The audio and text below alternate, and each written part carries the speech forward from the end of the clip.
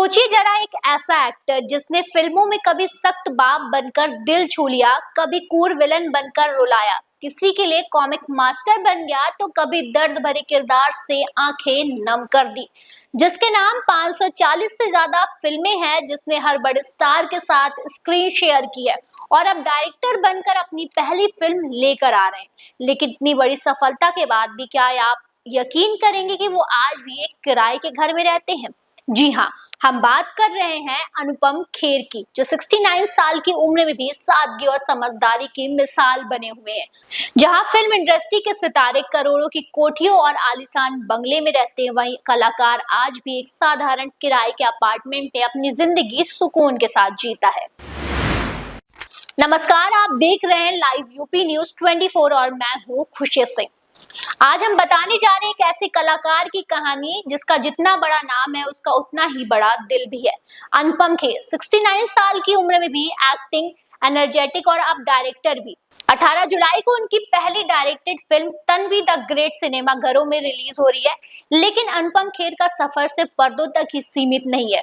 उनके जीवन की असली कहानी पर्दे के पीछे छुपी हुई है।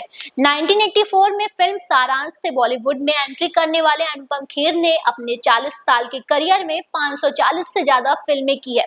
वो भी सिर्फ भारत में ही नहीं, इंटरनेशनल प्रोजेक्ट में भी काम किया है। वो शाहरुख खान, सलमान खान, अक्षय कुमार, अनिल कपूर जैसे सितारों के साथ भी नजर आ चुके हैं।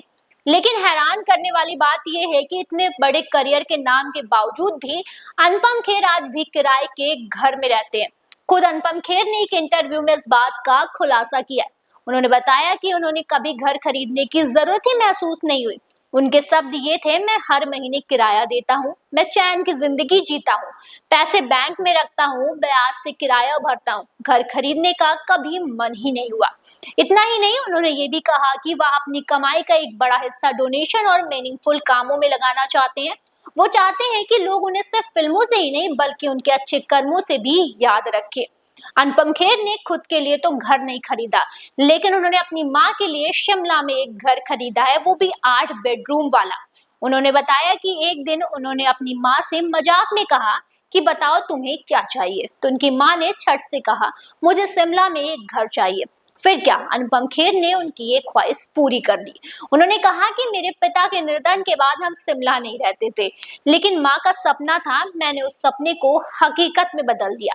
जहाँ फिल्मी दुनिया में नाम होते ही लोग बड़ी गाड़ियों और घरों के दौड़ में लग जाते, वहीं अनुपम खेर जैसे कलाकार आज भी सादगी और सेवा को ही अपनी असली सफलता मानते हैं। तो अगली बार जब आप अनुपम खेर को स्क्रीन पर देखें तो सिर्फ उनके अभिनय को ही नहीं, उनके उस जीवन दर्शन को भी याद रखिए जो कहता है जिंदगी में केवल घर बड़ा होना जरूरी नहीं है, सोच भी बड़ी होनी चाहिए। तो आपको अनुपम खेर की कहानी कैसे लगी हमें कमेंट बॉक्स में जरूर बताइएगा। वीडियो को लाइक करिए और शेयर करिए और तब तक के लिए देखते रहिए लाइव यूपी न्यूज 24। धन्यवाद।